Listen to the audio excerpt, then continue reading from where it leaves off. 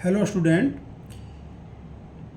आज मैं आपको राजस्थान कनिष्ठ विधिक अधिकारी परीक्षा 2019 का हल प्रश्न पत्र करूँगा, जो कि दंड प्रक्रिया संहिता और सिविल प्रक्रिया संहिता से संबंधित है। आओ देखते हैं क्वेश्चन नंबर 1।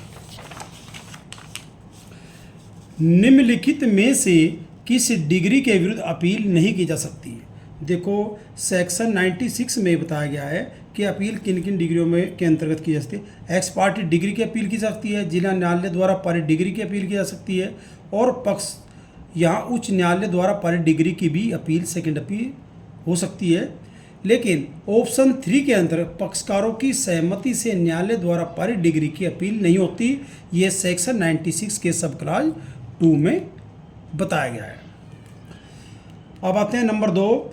सिविल प्रक्रिया संहिता 1908 की धारा 74 संबंधित है निष्पादन के प्रतिरोध से। जब निर्णीत ऋणी निष्पादन का प्रतिरोध करता है तो सेक्शन 74 के अंतर्गत जो है उसको दंडित किया जाता है और उस डिग्री का एग्जीक्यूशन भी कराया जाता है। क्वेश्चन नंबर 3 है, सिविल न्यायालय की अधिकारिता कौन अभिनिर्धारित करता है। वादी के अभिवचन, क्योंकि वादी के अभिवचन में ये बात लिखनी आवश्यक होती है कि यह कि विवादित संपत्ति मान्य न्यायालय के क्षेत्राधिकार में स्थित है और पक्षकार भी न्यायालय के क्षेत्राधिकार में निवास करते हैं, इसीलिए मान्य न्यायालय को वाद श्रवण का क्षेत्राधिकार प्राप्त है। ठीक है जी। तो वादी का अभिवचन यानी कि वादी का वाद पत्र ही इस बात को निर्धारित करता है। क्वेश्चन नंबर 4 है, फैक्टा प्रोबेंडा से आशय तथ्य जिनको साबित करने की आवश्यकता होती है। ये ऑप्शन नंबर 4 है।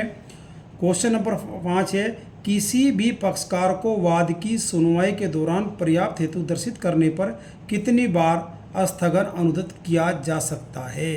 अगर परिस्थितियाँ का नाम जो है सीपीसी की ऑर्डर 17 के अंतर्गत 3 बार ही स्थगन की बात जो है 1 जुलाई 2002 से प्रावधानित है, जो कि लागू चल रही है। अब 1 जुलाई 2002 से ये एक पक्षकार 3 ही स्थगन दे सकता है। क्वेश्चन नंबर 6 है, दरियाव बनाम उत्तर प्रदेश राज्य AIR 1961 सुप्रीम कोर्ट 1457 का वाद संबंधित है। ये रेस जुडिकेटा संबंधित है, इसमें ऑप्शन 4 है। क्वेश्चन नंबर 7 है, निम्नलिखित में से किसकी अभिवचन में उल्लेख करने की आवश्यकता नहीं है। सबूत का भार किस पर है, ये अभिवचन में करने की आवश्यकता नहीं होती, वहाँ तो क्या नाम तथ्यों का अभिवर्णन करना पड़ता है। क्वेश्चन नंबर 8 है, सिविल प्रक्रिया संहिता 1908 की निम्न में से कौन सी धारा सिविल न्यायालयों के अंतर्निहित शक्ति प्रदान करती है। ये ऑप्शन नंबर 1 है, धारा 151 सभी सिविल न्यायालय को ये अंतर्निहित शक्ति प्रदान करती है। क्वेश्चन नंबर 9 है, वह व्यक्ति जो एवेक्स की ओर से वाद संस्थित करता है उसको वाद मित्र कहा जाता है। ऑर्डर 32 के अंतर्गत, ऑर्डर 32 रूल 2 के अंतर्गत है बात ये। क्वेश्चन नंबर 10 है, डिग्री के निष्पादन के लिए निर्णीत ऋणी के गिरफ्तारी के मामले में जीवन निर्वाह भत्ता का भुगतान कौन करता है। डिग्री होल्डर करता है। सेक्शन 57 में जो है सीपीसी में ये बात बताई गई है। क्वेश्चन नंबर 11 है, सिविल प्रक्रिया संहिता 1908 के आदेश 24 में किसके द्वारा धनराशि का भुगतान किया जाता है। यहाँ प्रतिवादी द्वारा किया जाता है, यानी कि ऑप्शन नंबर 2 है। क्वेश्चन नंबर 12 है, सिविल प्रक्रिया संहिता 1908 के आदेश 25 के अंतर्गत खर्चों के लिए प्रतिभूति कौन देता है, वादी देता है। क्वेश्चन नंबर 13 है, यदि कमिश्नर सिविल न्यायालय का न्यायाधीश नहीं है तो निम्न में से कौन शक्ति उसे प्रदत्त नहीं है। लेखाओं की परीक्षण की शक्ति जो है उसको प्राप्त नहीं होती।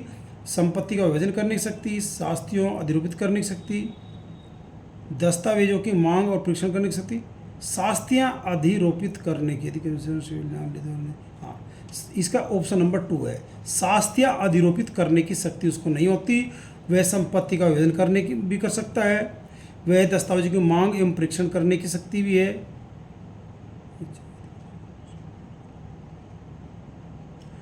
उसके बाद है क्वेश्चन नंबर 14, जब न्यायालय द्वारा सिविल प्रक्रिया संहिता 1908 के आदेश 25 के अंतर्गत प्रतिभूति देने का आदेश पारित किया जाता है, वह प्रतिभूति नहीं दी जाती तो न्यायालय आदेश पारित करेगा, वहाँ जो है वाद को खारिज कर देगा अगर प्रतिभूति नहीं देगी। ऑप्शन नंबर 1 है। क्वेश्चन नंबर 15 है, सिविल प्रक्रिया संहिता 1908 के आदेश 27A के नियम 2 के अंदर न्यायालय सरकार को किस रूप में पक्षकार जोड़ सकता है? प्रतिवादी के रूप में जोड़ सकता है। क्वेश्चन नंबर 16 है, जहां वाद किसी निगम के विरुद्ध संस्थित किया जाता है, समन की तामील की जा सकती है, उसके सचिव को की जा सकती है, निदेशक को की जाती है, अन्य प्राधिकारी को की जाती है, यानी कि ऑप्शन नंबर 4 है, इनमें से किसी को भी तामील की जा सकती है। क्वेश्चन नंबर 17 है, न्यायालय की इजाज़त के बिना किसी वाद मित्र या वादार्थ संरक्षक द्वारा एवेक्स की ओर से किया गया करार या समझौता, इसमें ऑप्शन 3 सही है, एवेक्स से बिन सभी पक्षकारों के विरुद्ध शून्य करणीय होगा।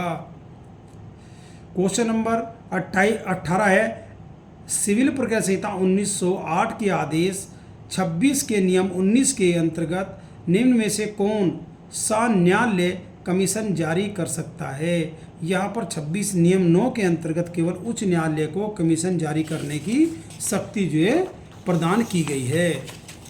क्वेश्चन नंबर 19 है, सिविल प्रक्रिया संहिता 1908 के आदेश 38 के अंतर्गत 38 के अंतर्गत निम्न में से कौन सा न्यायालय अस्थावर संपत्ति कुर्की का आदेश नहीं दे सकता? लघुवाद न्यायालय। अस्थावर संपत्ति कुर्की का आदेश यहाँ पर आदेश 38 नियम 5 के अंतर्गत दिया जाता है, जो जिला न्यायालय दे सकता है, उच्च न्यायालय दे सकता है, वरिष्ठ सिविल न्यायालय दे सकता है, लेकिन लघुवाद न्यायालय को ये शक्ति प्राप्त नहीं है।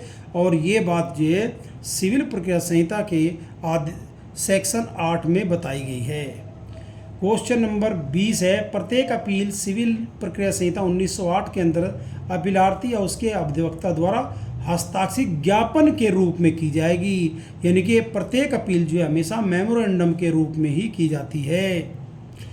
क्वेश्चन नंबर 21 है, सिविल प्रक्रिया संहिता 1908 की निम्न में से कौन सी धारा में पुनराविलोकन संबंधी प्रावधान है, यानी कि रिव्यू का, ये जो है इसका ऑप्शन नंबर 3 है, धारा 114, और इसका जो है आदेश है ऑर्डर 47। क्वेश्चन नंबर 22 है, निम्नलिखित में से कौन सा वाद संक्षिप्त प्रक्रिया द्वारा निस्तारित नहीं किया जा सकता? यहाँ पर जो है ऑर्डर 37 में वे वाद बताए गए जिनका विचारण जो है संक्षिप्त प्रक्रिया के अंतर्गत किया जा सकता है, लेकिन संपत्ति के विभाजन का वाद जो है ऑर्डर 37 के अंतर्गत नहीं आता, इसीलिए ऑप्शन 3 सही है। क्वेश्चन नंबर 23 है, सिविल प्रक्रिया संहिता 1908 की किस धारा में मूल डिग्री के विरुद्ध अपील के प्रावधान निहित हैं? मूल डिग्री यह सीपीसी की ऑर्डर 96 में 96 में बताई गई है, और वहाँ पर चारों खंडों में उसके बारे में बताया गया है। क्वेश्चन नंबर 24 है, सिविल प्रक्रिया संहिता 1908 में अस्थायी व्यादेश संबंधी प्रावधान ऑर्डर 39 के अंतर्गत दिए गए हैं, यानी कि इसका ऑप्शन नंबर 4 है। क्वेश्चन नंबर 25 है, सिविल मामलों के संबंध में निम्न में से किस न्यायालय के पास पुनरीक्षण की शक्ति है? सिविल प्रक्रिया संहिता में जो रिवीजन किया जाता है केवल उच्च न्यायालय में किया जा सकता है, ये बात जो है सेक्शन 115 सीपीसी में बताई गई है, यानी कि जिला न्यायालय को ये रिवीजन नहीं किया जाता सीपीसी के अंदर। सीआरपीसी के अंदर दोनों जगह प्रावधान है, सीआरपीसी में यहाँ भी यानी जिला सत्र न्यायालय में भी कर सकते हैं और उच्च न्यायालय में भी रिवीजन कर सकते हैं, लेकिन सीपीसी के अंतर्गत सिविल मामलों का रिवीजन केवल उच्च न्यायालय में ही होता है। क्वेश्चन नंबर 26 है, निम्न में से कौन सा कथन सत्य नहीं है? देखिए मैं सभी को ऑप्शन बताता हूँ आपसे। पहला ऑप्शन है, डिग्री का निष्पादन उसे पारित करने वाले न्यायालय द्वारा किया जा सकता है, बिल्कुल सही है। डिग्री उस न्यायालय द्वारा निष्पादित की जा सकती है जिसने वह निष्पादन के लिए भेजी गई है, बिल्कुल सही है। ऑप्शन 3 है, डिग्री पारित करने वाला न्यायालय स्वप्रेरणा से उसे सक्षम अधिकारता वाले किसी स्थानीय अधीनस्थ न्यायालय को निष्पादन के भेज सकता है, बिल्कुल सही है। और 4 है, न्यायालय जिसने डिग्री पारित की है अपनी अधिकारता स्थान सीमाओं के बाहर संपत्ति के विरुद्ध डिग्री का निष्पादन कर सकता है, ये नहीं कर सकता। निष्पादन न्यायालय की ये शक्ति है ही नहीं, इसीलिए ऑप्शन नंबर 4 जो है यहाँ पर गलत है और इस क्वेश्चन के लिए सही है। क्वेश्चन नंबर 27 है, निम्नलिखित में से कौन सा न्यायालय आज्ञा पत्र जारी कर सकता है। आज्ञा पत्र जो है सीपीसी के आर्डर सेक्शन 46 में जारी होता है। डिग्री पारित करने वाला न्यायालय ही उसको जारी कर सकता है और कोई न्यायालय जारी नहीं कर सकता। क्वेश्चन नंबर 28 है, यदि डिग्री विधिक प्रतिनिधि के विरुद्ध निष्पादित की जाती है तो वह विधिक प्रतिनिधि किस हद तक दायी होगा। यहाँ पर ऑप्शन 2 इसमें सही है। मृतक की केवल वह संपत्ति दायी होगी जो उसके हाथ में आई है और सम्यक रूप से व्यनित नहीं कर दी गई है, यानी कि ये धारा 50 में बताया गया है। क्वेश्चन नंबर 29 है, अंतरिम डिग्री निष्पादित करने वाले न्यायालय के पास निम्न में से कौन शक्ति नहीं है। ऑप्शन नंबर 4 है इसका, डिग्री के अंतरिम की प्रेरणा से निष्पादन का आदेश देने की शक्ति नहीं, ऐसा नहीं हो सकता, ये गलत है और ऑप्शन सही है इसके। क्वेश्चन नंबर 30 है, निम्न में से कौन संपत्ति डिग्री के निष्पादन के लिए कुर्क और विक्रय के लिए दायी नहीं होगी। इसमें जो है सेक्शन 60 जो है हमने पढ़ना पड़ेगा सीपीसी का, और इसमें देखो सेक्शन 60 में के 1 के अंतर्गत ये बताया गया माल धन ऋण जो है यहाँ डिग्री निष्पादन कुर्क भी कह सकें विक्रय भी कह सकें, लेकिन सेक्शन 60 के जो प्रोविज़ो है उसमें जो है ये चीज़ें बताई गई है जो उनसी संपत्ति जो है कुर्की और विक्रय नहीं की जा सकती। उसमें नंबर 1 जो है ऑप्शन इसमें सही है, व्यक्ति सेवा कराने का जो अधिकार है वो जो है परंतुक के अंतर्गत आता है, इसलिए कुर्क नहीं हो सकता। क्वेश्चन नंबर 31, जहाँ किसी डिग्री के निष्पादन में सर्व संपत्ति का विक्रय किया गया है और ऐसा विक्रय आत्यांतिक हो गया है, वहाँ कब इसे यह समझा जाए कि संपत्ति क्रेता में निहित होगी। इसका ऑप्शन नंबर 2 है, उस समय से जब संपत्ति का विक्रय हुआ है वो मानी जाती है, भले चाहे वो प्रोसीडिंग बाद में चलती है, उसका कोई महत्व, वो तो एक अलग प्रोसीडिंग है, लेकिन जब संपत्ति का विक्रय हुआ वही मानी जाती है। क्वेश्चन नंबर 32 है, निम्नलिखित में से किस उद्देश्य के लिए न्यायालय कमीशन जारी कर सकता है। कमीशन जारी करने की न्यायालय की शक्ति सेक्शन 75 और आर्डर 26 में बताई गई है। किसी व्यक्ति की परीक्षा करने के लिए जारी कर सकता है, संपत्ति का विभाजन करने के लिए जारी कर सकता है, को मिनिस्ट्रियल यानी कि अनुसूचीय कार्य करने के लिए जाते हैं, इन सभी उद्देश्य के लिए जारी कर सकता है, यानी कि उपरोक्त सभी सही है, यानी कि ऑप्शन नंबर 4। क्वेश्चन नंबर 33 है, निम्न में से कौन संपत्ति डिग्री के निष्पादन के लिए कुर्क के लिए दायी होगी। सरकारी प्रतिभूतियाँ, जो ऊपर आधा क्वेश्चन सेक्शन 60 के अंतर्गत में बताया गया है, सेक्शन 61 में कि सरकारी प्रतिभूतियाँ उसके लिए दायी होती हैं, लेखा भैया वगैरह वगैरह ये दायी नहीं होती है परंतु में आ जाती है। उसके बाद क्वेश्चन नंबर 34 है, सिविल प्रक्रिया संहिता 1908 की धारा 35 ख संबंधित है, विलंब कारित करने पर खर्चे, जो स्थगन के खर्चे होते हैं वे यहाँ न्यायालय लगा सकता है। क्वेश्चन नंबर 35 है, सिविल प्रक्रिया संहिता 1908 की धारा 148 के अंदर न्यायालय कुल मिलाकर समय अवधि को कितना बढ़ा सकता है, 30 दिन बढ़ा सकता है। 148 में 30 दिन की अवधि को बढ़ाने की शक्ति जो है यहाँ न्यायालय को दी गई है। क्वेश्चन नंबर 36 है, सिविल प्रक्रिया संहिता 1908 की धारा 3 संबंधित है, न्यायालय की अधीनस्था संबंधित है। क्वेश्चन नंबर 37 है, निम्नलिखित में से किस नियम में यदि वाद खारिज हो जाता है तो वाद उसी वाद हेतु के लिए नया वाद लाने से प्रभावित नहीं हो जाएगा। ये आर्डर 9 नियम 3 बताता है, और ये नियम जो है सेक्शन जो 12 है उससे जो है नियमों द्वारा प्रभावित किए गए हैं सीपीसी में, लेकिन आदेश 9 नियम 3 प्रभावित नहीं किया गया है आदेश सेक्शन 12 के अंतर्गत। तो आदेश 9 नियम 9 आदेश 9 का नाम 21, हाँ।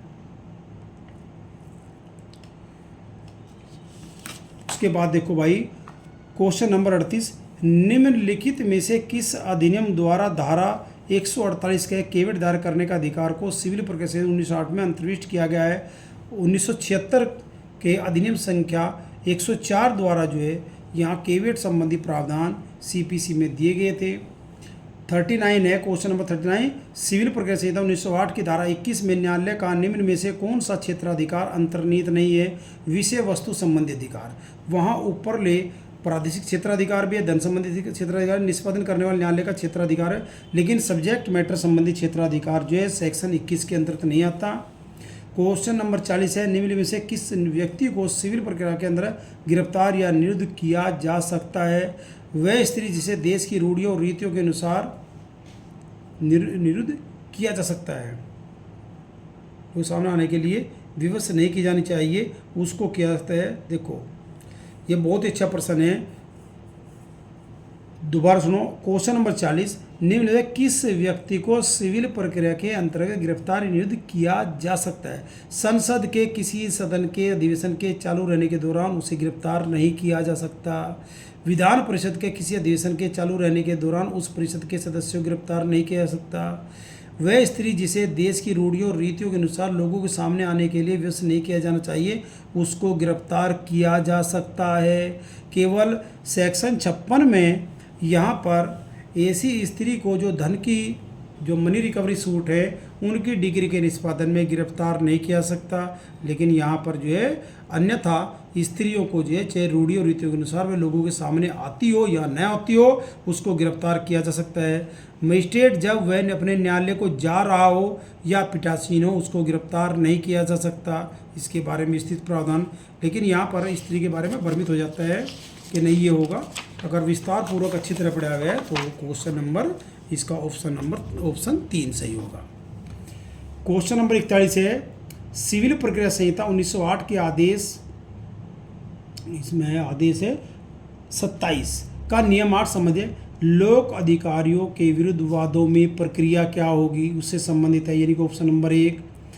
क्वेश्चन नंबर 42 है, सिविल प्रक्रिया संहिता 1908 के वादों में समझौता संबंधी प्रावधान है। समझौता संबंधी प्रावधान आदेश 23 नियम 3 के अंतर्गत दिए गए हैं और CPC में कहीं भी समझौते के बारे में कोई प्रावधान नहीं दिया गया है।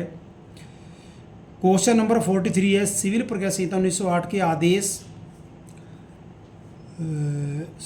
37 के अंतर्गत संस्थित वाद में यदि प्रतिवादी उपसंजात होता है तो उसके पश्चात वादी प्रतिवादी व पृष्ठी ख के प्रारूप संख्या 4 क में क्या तामील करेगा?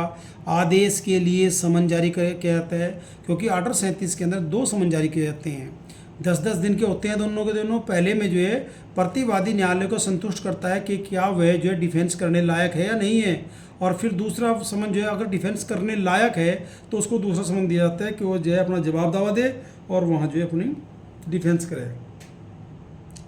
क्वेश्चन नंबर 44 है, सिविल प्रक्रिया संहिता 1908 के आदेश 27 नियम 5 के अंदर न्यायालय द्वारा कुल मिलाकर कितनी समय अवधि बढ़ाई जा सकती है? 15 दिन से अधिक नहीं बढ़ाई जा सकती, केवल 15 दिन तक की बढ़ाई जा सकती है 27(5) में।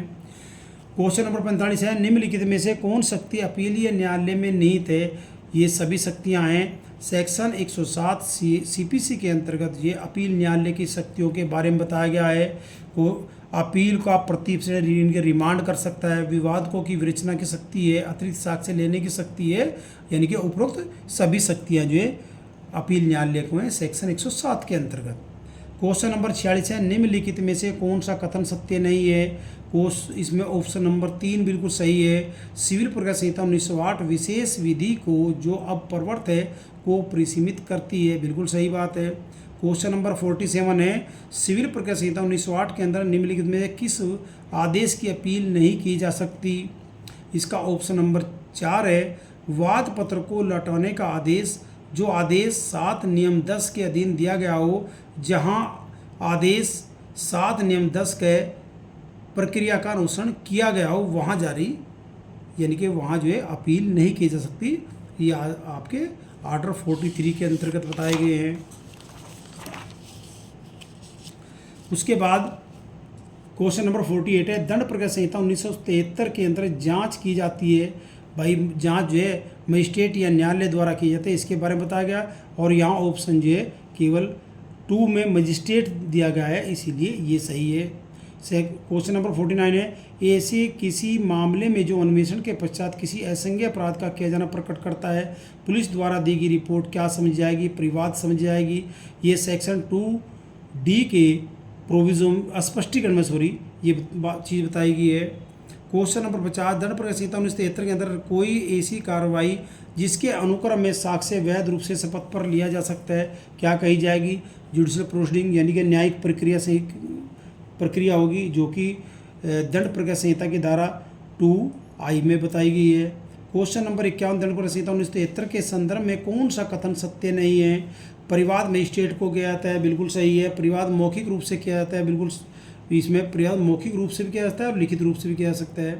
परिवाद के अंदर पुलिस रिपोर्ट नहीं आती, बिल्कुल सही है। परिवाद केवल ज्ञात व्यक्ति के विरुद्ध नहीं, ज्ञात या अज्ञात दोनों व्यक्तियों के विरुद्ध किया जा सकता है, यानी कि ऑप्शन नंबर 4 सही है। क्वेश्चन नंबर 52 है, पुलिस रिपोर्ट दंड प्रक्रिया संहिता की संहिता 1973 की धारा 2 में, यानी कि 2R में बताई गई है पुलिस रिपोर्ट के बारे में, यानी कि ऑप्शन नंबर 1 सही है। क्वेश्चन नंबर 53 है, दंड प्रक्रिया संहिता 1973 की धारा 157 से संबंधित है, अन्वेषण के लिए प्रक्रिया संबंधित है। 157 कि अन्वेषण जब किया जाएगा उसमें क्या क्या प्रक्रिया अपनाई जाएगी, तो 157 शुरू होती है। क्वेश्चन नंबर 54 है, सेशन न्यायालय कौन स्थापित करता है? स्टेट गवर्नमेंट स्थापित करती है। क्वेश्चन नंबर 55 है, विशेष समन संबंधी प्रावधान दंड प्रक्रिया संहिता 1973 की धारा 206 में निहित है, यानी कि ऑप्शन नंबर 3 सही है।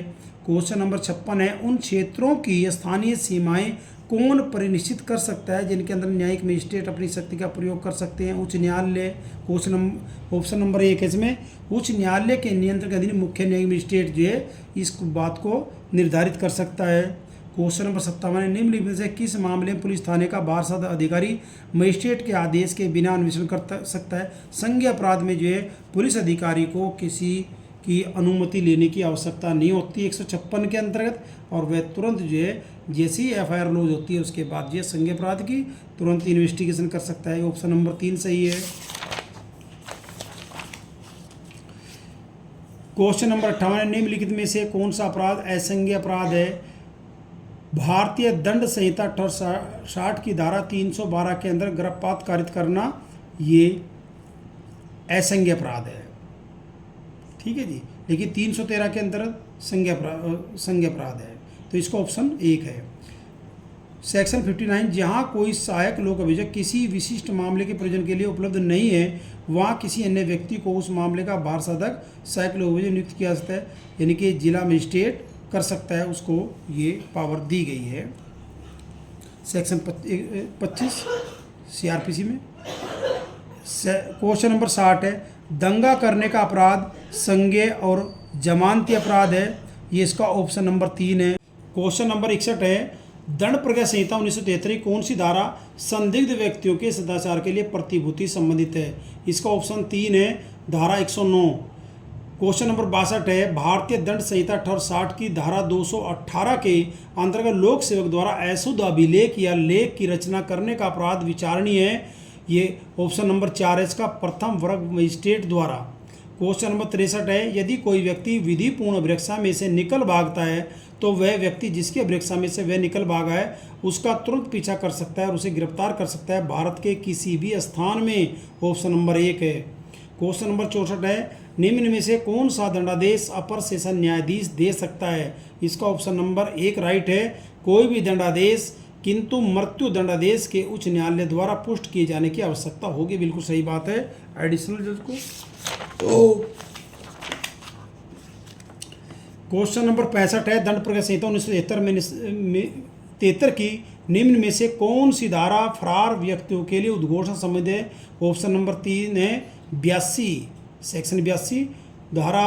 क्वेश्चन नंबर 66 है, दंड प्रक्रिया संहिता 1973 की का अध्याय 7 संबंधित है को, इसका ऑप्शन नंबर 1 सही है, चीज़ें पेश करने को विवश करने के लिए आदेशिकाएँ, जो कि क्या नाम जो है सेक्शन 91, 92, 93 वगैरह वगैरह हैं। क्वेश्चन नंबर 67 है, निम्नलिखित से कौन सा मजिस्ट्रेट डाक या तार अपराधिकारी अभिरक्षा में किसी दस्तावेज, पार्सल या अन्य चीज़ की तलाशी के लिए वारंट जारी करने के लिए प्राधिकृत है? जिला मजिस्ट्रेट, इसमें ऑप्शन नंबर 3 सही है, जिला मजिस्ट्रेट या CGM ही कर सकता है यहाँ पर, और कोई नहीं, यानी कि सेक्शन जो है 93 के अंतर्गत दिया गया है। निम्नलिखित में से कौन सा कथन सत्य नहीं है? ऑप्शन नंबर 2 सही है, दंड प्रक्रिया संहिता 1973 की धारा 74 के अंतर्गत किसी पुलिस अधिकारी को निर्दिष्ट वारंट का निष्पादन अन्य पुलिस अधिकारी द्वारा नहीं किया जा सकता है अगर वो ऑथराइज करेगा उसको। क्वेश्चन नंबर 69 है, निम्नलिखित में से कौन सा कथन असत्य है? इसमें जो है ऑप्शन नंबर 4 है, मजिस्ट्रेट को पुलिस रिपोर्ट भेजने के बाद उस अपराध के संबंध में आगे और अन्वेषण नहीं किया जाता, ये क्या नाम किया जा सकता है। उसके बाद वो सप्लीमेंट्री चार्जशीट जो है सबमिट कर सकता है, इसमें कोई बाधा CRPC के अंतर्गत नहीं है। क्वेश्चन नंबर 70 है, मुख्य इसमें जो है किसी द्वितीय मजिस्ट्रेट को ऐसे अपराधों का जिसकी जांच या विचारण करना उसके क्षमता के अंदर है, दंड प्रक्रिया संहिता 1973 की धारा 190(1) के अधीन संज्ञान लेने के लिए सशक्त कर सकती है। ये किसके आदेश है? इसका ऑप्शन नंबर 2 है, मुख्य न्यायिक मजिस्ट्रेट जो है किसी सेकंड क्लास मजिस्ट्रेट को ऑथराइज कर सकता है 190(1) के अंतर्गत संज्ञान लेने के लिए। क्वेश्चन नंबर 71 है, निम्नलिखित में से किस मामले में यदि अन्वेषण अभियुक्त के गिरफ्तार किए जाने की तारीख से 6 मास की अवधि के भीतर समाप्त नहीं होता तो मजिस्ट्रेट आगे अन्वेषण को रोकने का आदेश दे सकता है? केवल समन मामलों में देता है और ये जो है 167 के क्लास 5 के अंतर्गत ये बताया गया है। ये तो HGS में प्रश्न आएगा मेंस में। क्वेश्चन नंबर 72 है, लोक न्याय के विरुद्ध अपराधों के लिए और साक्ष्य में दिए गए दस्तावेजों से संबंधित अपराधों के लिए लोक सेवकों के विधिपूर्ण प्राधिकार के अवमान के लिए अभियोजन संबंधी प्रावधान निहित हैं। ये ऑप्शन 1 में है, दंड प्रक्रिया संहिता 1973 की धारा 195 में दिए गए हैं। क्वेश्चन नंबर 73 है, निम्न में से किस अपराध का संज्ञान न्यायालय केंद्र सरकार या राज्य सरकार की पूर्व मंजूरी के बिना ही ले सकता है? इसका ऑप्शन नंबर 4 है, भारतीय दंड संहिता 1860 की धारा 216 क के अधीन अपराध। क्वेश्चन नंबर 74 है, दंड प्रक्रिया संहिता 1973 की धारा 192 के अंतर्गत मुख्य न्यायिक मजिस्ट्रेट मामले को जांच या विचारण के लिए अपने अधीनस्थ किसी सक्षम मजिस्ट्रेट के हवाले कर सकता है, अपराध का संज्ञान करने के पश्चात कर सकता है, उसको फुल पावर है। क्वेश्चन नंबर 75 है, परिवाद पर किसी अपराध का संज्ञान करने वाला मजिस्ट्रेट परिवादी की और वहाँ उपस्थित साक्षी की शपथ पर परीक्षा करेगा। ये जो है सेक्शन 200 के अंतर्गत बताया गया, इसका ऑप्शन नंबर 1 सही है। क्वेश्चन नंबर 76, दंड प्रक्रिया संहिता 1973 की धारा 203 संबंधित है, ये ऑप्शन नंबर 3 है, परिवाद के खारिज किए जाने से। क्वेश्चन 77 है, परिवाद के आधार पर संस्थित मामले मजिस्ट्रेट द्वारा की जाने वाली जांच या विचारण के दौरान उसके समक्ष यह प्रकट होता है कि उसी अपराध के संबंध में पुलिस द्वारा अन्वेषण हो रहा है, तब मजिस्ट्रेट उस जांच या विचारण की प्रक्रिया को रोक देगा। ये सेक्शन 210 के अंतर्गत बताया गया है, ऑप्शन नंबर 2 है। क्वेश्चन 78 है, दंड प्रक्रिया संहिता की किस धारा के अंतर्गत किसी वाद को सत्र न्यायालय को विचारण सुपुर्द किया जा सकता है? जब अपराध केवल उसी के द्वारा विचारणीय सेक्शन 209 के अंतर्गत मामले को कमिटल किया जाता है सेशन जज को, ऑप्शन नंबर 3 है, अगर उसके द्वारा विचारणीय मामला है। क्वेश्चन नंबर 79 है, दंड प्रक्रिया संहिता 1973 की धारा 257 के अंतर्गत यदि मजिस्ट्रेट की अनुज्ञा से परिवाद वापस लिया जाता है तो मजिस्ट्रेट अभियुक्त को दोष मुक्त कर सकता है। ये सेक्शन 321 के अंतर्गत आया गया है, ऑप्शन नंबर 2 सही है। क्वेश्चन नंबर 80 है, निम्नलिखित में से कौन से अपराध का सख्त विचारण नहीं किया जा सकता? भाई उसका ऑप्शन नंबर 4 सही है, भारतीय दंड संहिता 1860 की धारा 460 के अधीन अपराध का जो है सख्त विचारण नहीं किया जा सकता। और का कह सके ये सेक्शन 260 जो है आपने इसमें पढ़ना पड़ेगा और पढ़ना भी चाहिए अच्छी तरह। क्वेश्चन नंबर 81, निम्नलिखित में कौन से व्यक्तियों पर एक साथ आरोप नहीं लगा सकता? वे व्यक्ति जिन पर भिन्न व्यवहार के अनुक्रम में किए गए एक ही अपराध का अभियोग है। सेक्शन 223 कहती है कि नहीं, अगर एक साथ जो है उन्हें अपराध किया हो एक ही सेमार के अंदर तब हो सकता है, ऑप्शन नंबर 1 सही है। क्वेश्चन नंबर 82 है, दंड प्रक्रिया संहिता 1973 की धारा 306 संबंधित है, सह अपराधी को क्षमादान से संबंधित है, ऑप्शन नंबर 4 बिल्कुल राइट है इसका। क्वेश्चन नंबर 83 है, दंड प्रक्रिया संहिता 1973 की धारा 313 के संबंध में कौन सा कथन सत्य नहीं है? इसमें जो है ऑप्शन नंबर 2 है, अभियुक्त प्रश्नों का मिथ्या उत्तर देने के लिए दंडनीय हो जाएगा, नहीं होता, दंडनीय नहीं होता, और ऑप्शन सब सही है। क्वेश्चन नंबर 84 है, सेशन न्यायालय द्वारा पारित दंड मृत्यु दंडादेश को कौन पुष्ट करता है? उच्च न्यायालय द्वारा 468 का नाम जो है के अंतर्गत 368 में पुष्ट किया जाता है। क्वेश्चन 85 है, संक्षिप्त विचारण में निम्न में से कौन सी प्रक्रिया का अनुसरण किया जा सकता है। समन मामले की विचारण की प्रक्रिया का अनुसरण किया जाता है। ये जो है वो सेक्शन 261 के अंतर्गत बताया गया है। क्वेश्चन नंबर 86 है, निम्नलिखित में किस अपराध का समन न्यायालय की अनुज्ञा के बिना किया जा सकता है। ऑप्शन नंबर 1 है, भारतीय दंड संहिता की धारा 323 के अधीन स्वेच्छा उपतिकारित करने का किया जा सकता है। Option number 1। क्वेश्चन 87, दंड प्रक्रिया संहिता 1973 की धारा 320 के अंदर अपराध के समन का प्रभाव होगा अभियुक्त की दोष मुक्ति। क्वेश्चन नंबर 88 है, जब मजिस्ट्रेट पर्याप्त कठोर दंड का आदेश नहीं दे सकता तो दंड प्रक्रिया संहिता 1973 की धारा 325 के अंदर कार्रवाई एवं अभियुक्त को भेजा जा सकता है। वो ऑप्शन 4 है, इसमें मुख्य न्यायिक मजिस्ट्रेट को भेजा जा सकता है। क्वेश्चन नंबर 89, दंड प्रक्रिया संहिता 1973 की अध्याय 29 संबंधित है अपील से। ऑप्शन नंबर 3 सही है। क्वेश्चन नंबर 90, कोई व्यक्ति जो अपर सेशन न्यायाधीश द्वारा किए गए विचारण में दोष सिद्ध किया गया अपील कर सकता है, उच्च न्यायालय में कर सकता है। क्वेश्चन नंबर 91, दंड प्रक्रिया संहिता 1973 की धारा 395 के अंदर किसी लंबित मामले को राय के लिए भेजा जाता है उच्च न्यायालय में। उच्च न्यायालय को राय, जो रेफरेंस कहते हैं इसको, राय का मतलब यहाँ रेफरेंस, निर्देश। क्वेश्चन नंबर 92 है, दंड प्रक्रिया संहिता 1973 की धारा 376 के अंदर अपील के उद्देश्य से कौन सा मामला छोटा मामला नहीं समझा जाएगा। इसका ऑप्शन नंबर 3 है, जहां प्रथम वर्ग मजिस्ट्रेट 1 मास से अनधिक की अवधि के लिए कारावास का दंडादेश पारित करता है। ये जो है सेक्शन 376 के अंतर्गत जो है आप इसको चारों ऑप्शन, चारों खंड जो हैं उनको अच्छी तरह पढ़ना। क्वेश्चन नंबर 93, जब कभी कोई व्यक्ति किसी अन्य व्यक्ति को पुलिस अधिकारी से गिरफ्तार करवाता है तब यदि उस मजिस्ट्रेट को जिसके द्वारा यह मामला सुना जाता है यह प्रतीत होता है कि ऐसी गिरफ्तारी करवाने का कोई पर्याप्त आधार नहीं था, वह मजिस्ट्रेट प्रतिकर दिलवा सकता है 1000 रुपये से अनधिक। ये जो है सेक्शन 358 में बताया गया है इसके बारे में। ऑप्शन 4। क्वेश्चन नंबर 94, अपराधी को भर्त्सना के पश्चात छोड़ने के मामले में मजिस्ट्रेट द्वारा निम्न में से किस तथ्य का विचार नहीं किया जाता। अपराधी की वित्तीय स्थिति का नहीं किया जाता, आयु, शील, तुच्छ प्रकृति आदि का किया जाता है, लेकिन ऑप्शन इसमें जो है ऑप्शन नंबर 3 सही है। 95, जब किसी व्यक्ति को यह विश्वास करने का कारण है कि हो सकता है उसको किसी अजमानती, इसका ऑप्शन नंबर 4 है, अजमानती अपराध के लिए किए जाने में अभियोग व्यक्त किया जाता है तो वह अग्रिम जमानत के लिए आवेदन कर सकता है।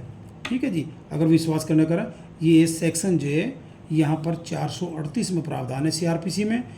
क्वेश्चन नंबर 96, यदि वह स्त्री जिससे मृत्युदंड दिया गया है गर्भवती पाई जाती है तो उच्च न्यायालय दंडादेश का आजीवन कारावास के रूप में लघुकरण कर सकेगा।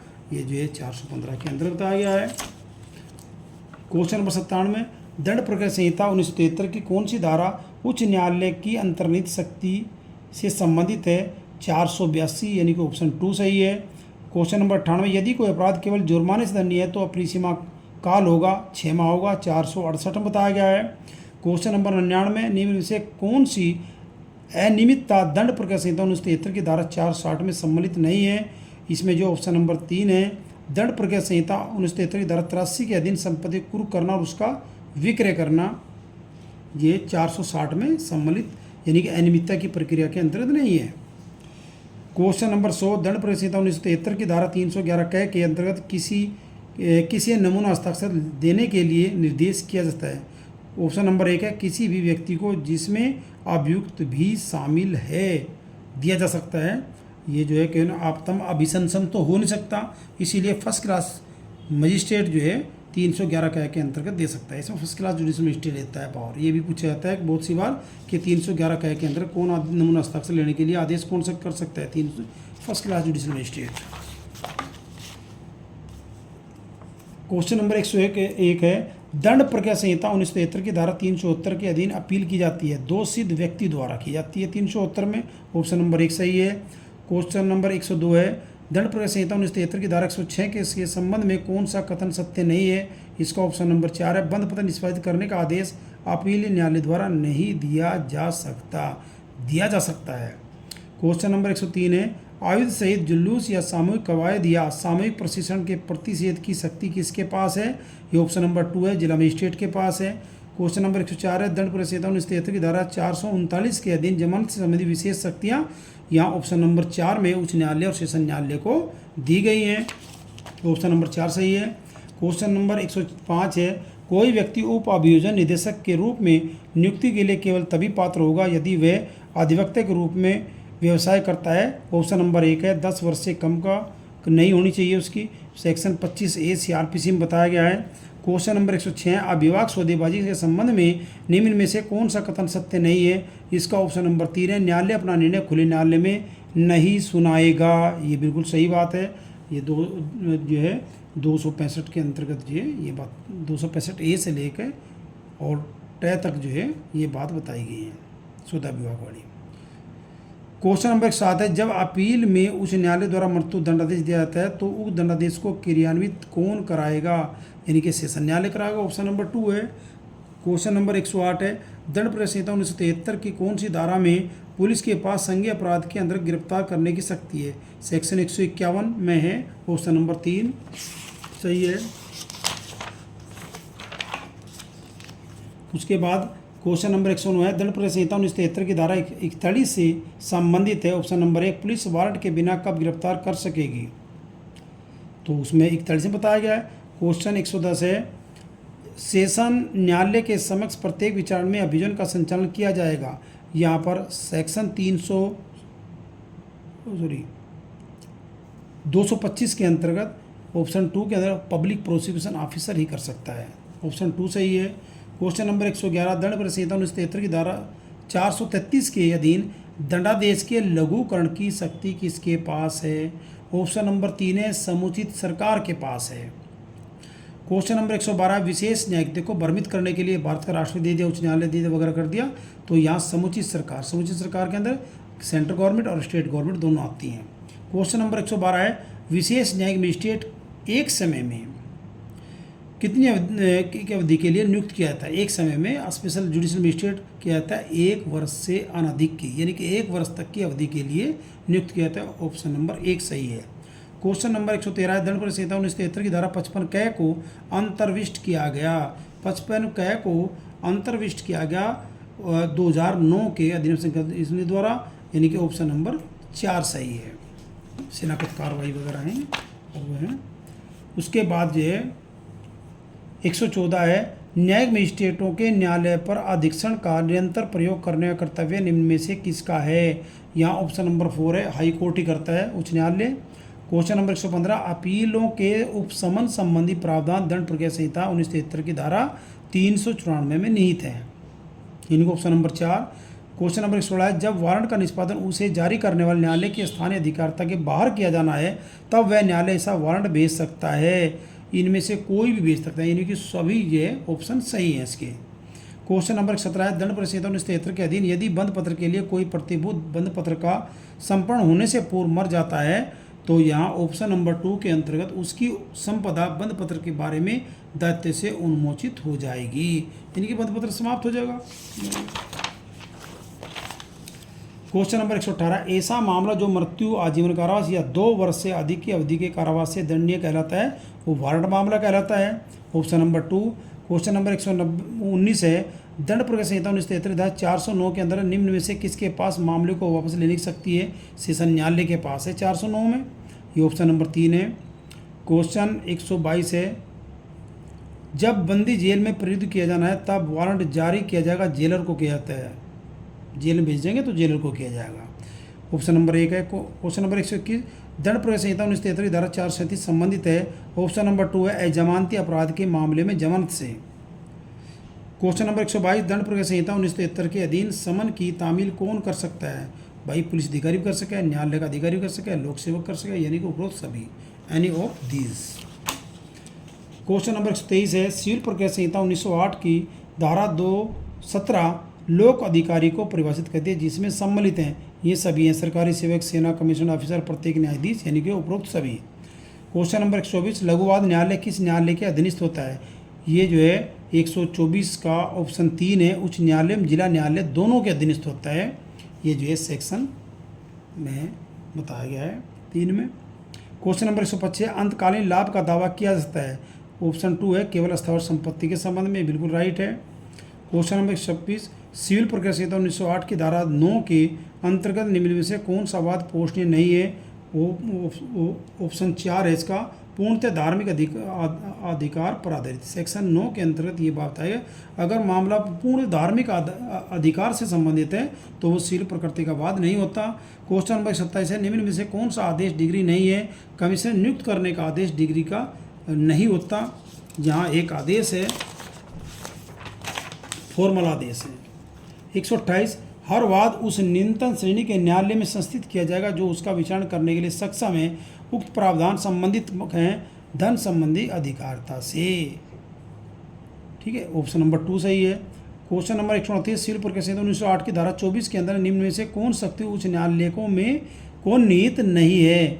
ऑप्शन नंबर 3 सही है, किसी ऐसे वाद को जो उसके सामने विचारण के लिए लंबित है उसे किसी अन्य उच्च न्यायालय में अंतरित करने की शक्ति ये नहीं है। क्वेश्चन नंबर 130, उसको नहीं होती, उससे जो अपर एपेक्स कोर्ट जो है ट्रांसफर कर सकती है। एक क्वेश्चन नंबर 130 में किसी वाद का लंबित होना उसी वाद हेतु पर आधारित किसी वाद का विचारण करने भारत के न्यायालयों पर प्रभावित नहीं करेगा। विदेशी न्यायालय में अगर कोई वाद है तो यहाँ प्रभावित नहीं करता। ये जो है ऑप्शन नंबर 3 सही है इसका। क्वेश्चन नंबर 131 है, निम्न में से कौन सी डिग्री की अंतर्वस्तु नहीं है? मामले का विस्तृत कथन यह डिग्री के अंतर्वस्तु नहीं होता। दावे की विशिष्टियाँ, पक्षकारों को अनुदत अनुतोष, वाद में उपगत खर्चों का रकम ये होती है, लेकिन ऑप्शन नंबर 1 नहीं होता। 132 है, सिविल प्रक्रिया संहिता 1908 के भाग 4 संबंधित है। ऑप्शन नंबर 3 विशिष्ट मामलों में वाद से। क्वेश्चन नंबर 33 है, केंद्र सरकार के विरुद्ध वाद की सजा में जहां वह रेल से संबंधित पूर्व लिखित सूचना प्रेरित करने की आवश्यकता होती है, रेल के प्रधान प्रबंधक को 79 में और 80 में इनके बारे में बताया गया है। सेक्शन 80 में नोटिस के बारे में ये चीज़ बताई गई है। क्वेश्चन नंबर 134 है, ऐसे कार्य की बाबत जो कि लोक अधिकारी द्वारा अपनी पदीय हैसियत में किया गया है, लोक अधिकारी के विरुद्ध कोई वाद तब तक संस्थित नहीं किया जाएगा जब तक कि लिखित सूचना प्रेरित किए जाने के पश्चात 2 माह का अवसान न हो जाए। ये धारा 80 के अंतर्गत ये 2 मास पूर्व का नोटिस जो दिया जाना आवश्यक होता है। हालांकि इसका एग्जेम्प्ट 82(2) के अंतर्गत है, एग्जेम्प्ट भी कर सकते हैं अगर अति आवश्यकता है। क्वेश्चन नंबर 135 है, सिविल प्रक्रिया संहिता 1908 की धारा 125 के अंतर्गत निम्न में से किस न्यायालय को अपील के अंतरण की शक्ति है? उच्चतम न्यायालय को है। ये पूछ लेते हैं कि उच्चतम न्यायालय को जो इस सेक्शन 125 के अंतरण की शक्ति है, अगर वह टीए जो है प्रार्थी द्वारा जो टीए डालेगी अगर तुच्छ या तंग करने वाली है तो कितना दंडादेश उच्चतम न्यायालय दे सकता है? तो 2000 रुपये तक का दंड जो है यहाँ सेक्शन 25 में उच्च न्यायालय दे सकता है। उसके बाद क्वेश्चन है नेक्स्ट 136, लोक अधिकारी के विरुद्ध ऐसे कार्य की बाबत जो कि उसकी पदीय हैसियत में किया गया के वाद में लोक अधिकारी को कौन सा विशेष अधिकार नहीं दिया गया है? इसका ऑप्शन 4 है, डिग्री के निष्पादन में उसकी संपत्ति पर कुर्क किए जाने का दायित्व नहीं होगा। उसके बाद 137 है, लोक अधिकारी के विरुद्ध ऐसे कार्य के बाबत जो कि उसकी पदीय हैसियत में किया गया कि वाद में पारित डिग्री की तारीख से संगणित। इसका ऑप्शन 3 होगा, यानी कि 3 मास की अवधि तक उस डिग्री की तुष्टि न होने पर ही डिग्री के निष्पादन का आदेश देते हैं। ये सेक्शन 81 में बताया गया है।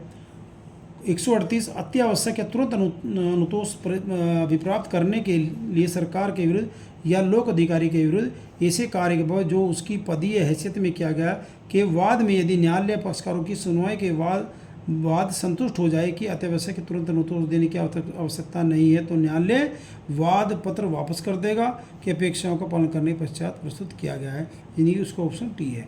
देखो सेक्शन 81 के अंदर नोटिस, सेक्शन 82 के अंदर अत्यावश्यक है या तुरंत अनुतोष अभिप्राप्त करना है तो वहाँ जो है सरकार के विरुद्ध दावा संस्थित करने के लिए या न्यायालय इजाज़त दे सकता है, लेकिन वह जो है वहाँ पर कोई इंटरिम ऑर्डर जारी नहीं कर सकता।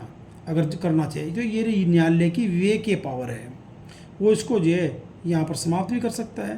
तो इसका ऑप्शन नंबर 3 सही है। उसकी चाहे वो करे ना करे। उसके बाद क्वेश्चन नंबर 139 है, सिविल प्रक्रिया संहिता 1908 का आदेश 27 संबंधित है। ऑप्शन नंबर 1 है, सरकार द्वारा उसके विरुद्ध या अपनी पदीय हैसियत में लोक अधिकारी द्वारा या उनके विरुद्ध वाद में। देखिए सीपीसी में सेक्शन 80 से संबंधित एक तरफा जो है 7 क्वेश्चन ये पूछ लिए गए हैं। तो मेरे विचार से जो है बहुत अच्छी तरह जो है यहाँ पर केस लॉ या बहुत और करने की, केवल विधिक प्रावधानों को अच्छी तरह देखने की बात है। जो विधिक प्रावधानों को अच्छी तरह देखेगा वो यहाँ पर जो है अच्छे मार्क्स ला सकता है। 140 है क्वेश्चन नंबर, निम्न में से किस आधार पर न्यायालय वाद पत्र को लौटा देगा। यहाँ ऑप्शन नंबर 4 है, वाद पत्र उस न्यायालय में प्रस्तुत किया जाना चाहिए इसमें वाद संस्थित किया जाना चाहिए था, इसलिए लौटा देगा क्योंकि उस न्यायालय को क्षेत्राधिकार ने यह आदेश 7-10 के अंतर्गत लौटाने की पावर होती है। क्वेश्चन नंबर 141 है, सिविल प्रक्रिया संहिता के संबंध में निम्न से कौन सा कथन सत्य नहीं है। को ऑप्शन नंबर 3 है, सिविल प्रक्रिया संहिता 1908 का पूर्वव्यापी प्रभाव है, ये सत्य नहीं है। इसका रेट्रोस्पेक्टिव इफेक्ट नहीं था सीपीसी का, प्रोस्पेक्टिव इफेक्ट था। 142 है, निम्नलिखित में कौन भारतीय न्यायालय में वाद संस्थित नहीं कर सकता। अन्य ऑप्शन नंबर 3 है, अन्य देश या शत्रु जो केंद्र सरकार की बिना अनुज्ञा भारत में निवास कर रहा है वह नहीं कर सकता वाद संस्थित। नेक्स्ट है 147, प्रतिवादी द्वारा किए जाने वाले मुजरा के संबंध में निम्न में से कौन सा कथन सत्य नहीं है। ऑप्शन नंबर 4 है, अगर एक से ज़्यादा प्रतिवादी हों तो धनराशि किसी भी प्रतिवादी द्वारा वसूल करने योग्य होनी चाहिए, ये सत्य नहीं है, उन्हीं प्रतिवादियों से वसूली होनी चाहिए। 148 है, जहाँ वाद की सुनवाई के लिए पुकार होने पर दोनों में से कोई भी पक्षकार उपसंजात नहीं होते तो वहाँ न्यायालय यह आदेश कर सकेगा, वाद को खारिज करेगा आदेश 9 नियम 3 के अंतर्गत। 149 है, जहाँ वाद की सुनवाई के लिए पुकार होने पर वादी उपसंजात हो जाता है और प्रतिवादी उपसंजात नहीं होता और यह साबित नहीं होता कि समन की तामील समरूप से की गई थी, तब न्यायालय आदेश देगा कि दूसरा समन निकाला जाए और उसकी तामील प्रतिवादी पर की जाए। ये ऑप्शन है ऑप्शन नंबर 3।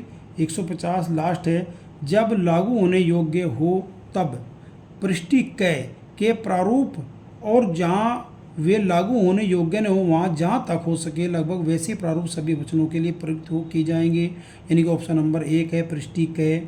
तो मैंने ये पेपर जो सीआरपीसी और सीपीसी का आपसे हल किया है और यहाँ आपसे बताया, देखो बेसिक चीज़ यहाँ पूछी गई है। यहाँ जो है कोई केस ला, एक ही केस ला रेस्यूटिकेटर संबंधित है, दरियाव सिंह का केवल वो पूछा गया है। तो आप जो है सतही अध्ययन न करके बहुत ही अच्छी तरह सारगर्भित इसका अध्ययन करो तो मुझको विश्वास है कि आपको जो है पूर्ण सफलता प्राप्त होगी। बहुत बेसिक क्वेश्चन है और अच्छे तरह आपने बस अच्छी तरह इसको देखना है। धन्यवाद।